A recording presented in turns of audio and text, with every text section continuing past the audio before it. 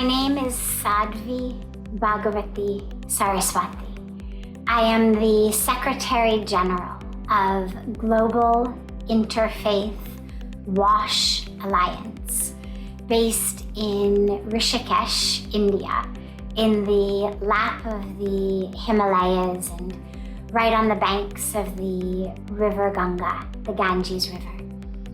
We work for water, sanitation, hygiene, because to us, our definition of peace must expand beyond simply exhorting our communities not to kill each other with guns or bombs or missiles.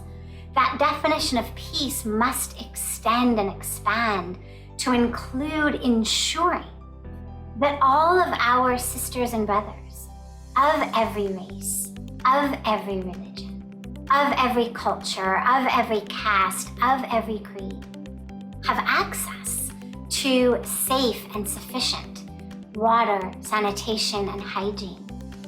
When we first started our work in India, we were losing about 1,600 children a day by UNICEF statistics. Children under the age of 5 were dying. Almost 1,600 of them daily, simply due to open defecation, simply due to that lack of clean water, sanitation, and hygiene. There were about 600 million people in India at that time defecating in the open. So we harness that power of faith to change the way that people think and therefore the way that they act and behave.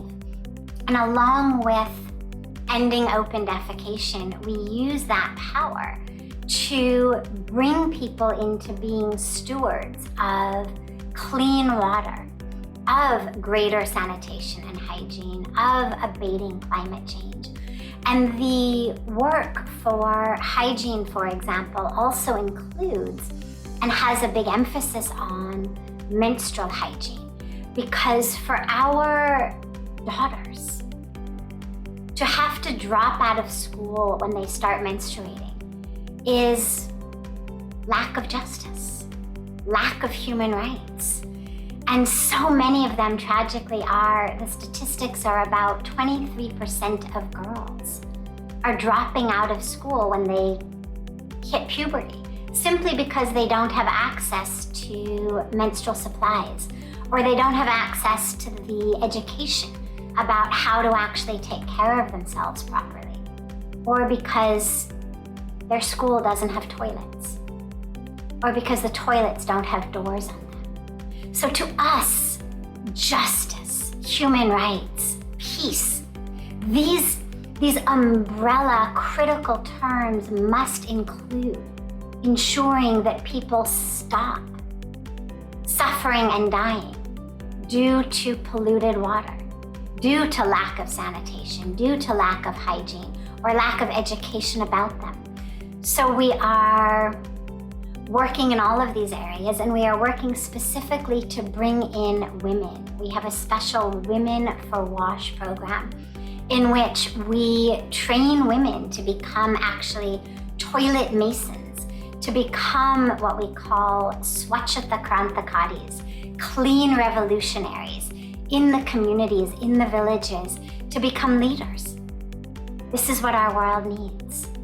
Water is life. And it is therefore, we believe, our sacred duty as people of faith and as leaders of faith to join hands, to join hearts, to ensuring that none of our sisters and brothers suffer or die due to that lack. These days, everybody is fighting for peace, talking about peace, talking to end violence, and that's great. And more people suffer and die each year due simply to lack of clean water than due to all forms of violence combined. So for that, it is critical that we all come together in the name of peace in the name of justice, in the name of humanity and human rights, and ensure that everyone, everywhere has access to clean water, sufficient water, and improved sanitation and hygiene. Thank you for coming together.